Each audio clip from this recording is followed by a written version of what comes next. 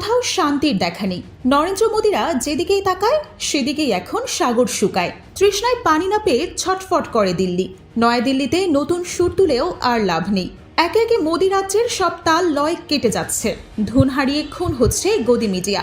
মোদীরা আসমানে গুলিটা ছুঁড়ে বাহাদুরের ভান করে, তবে সিধা গুলিটা এসে ওপর থেকে পড়ছে তাদেরই মাথায়। নয়াদিল্লি খিল্লি করেও আর পাত্তা পাচ্ছে না, কেউ তাদের আর ধরছে না গোনায়। শুদ্ধ হিন্দু রাষ্ট্রের স্বপ্নে বিভোর মোদী অমিত শাহদের শুধু কেটে যাচ্ছে।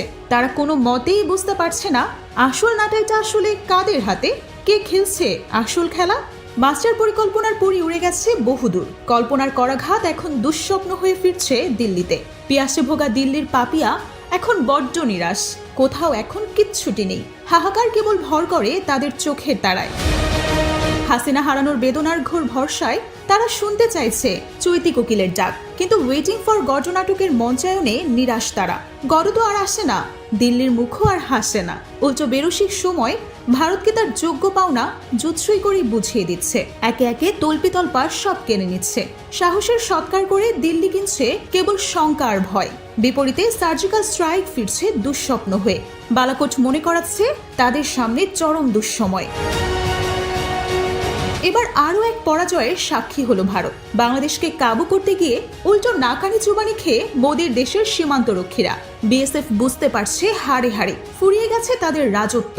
ঝংকার শূন্য ঝলসা ঘর, শরাব সুরায় আর জমবে না গানের আসর। বাংলাদেশ আর চলছে না কোনো দিল্লি তাবেদারদের জমিদারির প্রথায়। কেউ আর চলবে না দিল্লির ইশারায়। দূর থেকে তাই রিমোট কন্ট্রোল টিপে কোনো লাভ নেই, বরং হাতের আঙুলগুলোতেই বাড়বে ব্যথা। এবার বিএসএফ এর ইসরায়েল স্টাইলের আগ্রাসনকে লাল কার্ড দেখালো দিনাজপুর। ইটের জবাব দিল আস্ত পাথরে, আর তাতে থেতলে গেল বিএসএফ তথা ভারতের দাম্ভিক মুখ।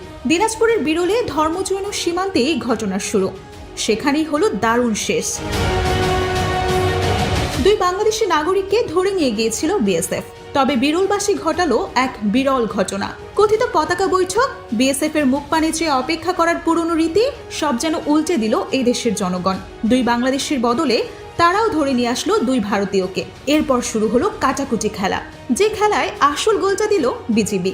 বিএসএফ সোজা বোল্ট। এরপর যা ঘটার তাই ঘটল। নতজানু বিএসএফ পতাকা বৈঠকের আনুষ্ঠানিকতায় দুই বাংলাদেশিকে সসম্মানে ফেরত দিল। গোমরা মুখে ফিরিয়ে নিল দুই ভারতীয়কে। শুক্রবার সন্ধ্যায় বিজিবি ও বিএসএফ এর কোম্পানি কমান্ডার পর্যায়ে পতাকার বৈঠক হয়। তাতেই চূড়ান্ত পরাজয় মেনে লেজ গুটায় ভারত। শুক্রবার দুপুর 12টার দিকে ধর্মজৈন এলাকায় ধান কাটা ও মাড়াইয়ের সময় দুই বাংলাদেশি কৃষককে ধরে নিয়ে গিয়েছিল বিএসএফ। তারপরেই ফুঁসে ওঠে বিরলের মানুষ। তাদের সাথেই ফুঁসে ওঠে গোটা বাংলাদেশ। ঘটনার প্রতিবাদে তাৎক্ষণিক দুই ভারতীয় কৃষককে ধরে আনা হয়। কাঙ্ক্ষিত মুহূর্তে জমে ওঠে নাটকের ক্লাইম্যাক্স। দুইয়ের বদলে দুই। ফুটবল ম্যাচের সমতা, গ্যালারিতে টান টান উত্তেজনা। অতিরিক্ত সময় গড়িয়ে টাই ব্রেকারে গড়ায় ম্যাচ। আর তাতেই ঘটে যায় বিরল ঘটনা। ভারতকে চূড়ান্ত রূপে হারায় বাংলাদেশ।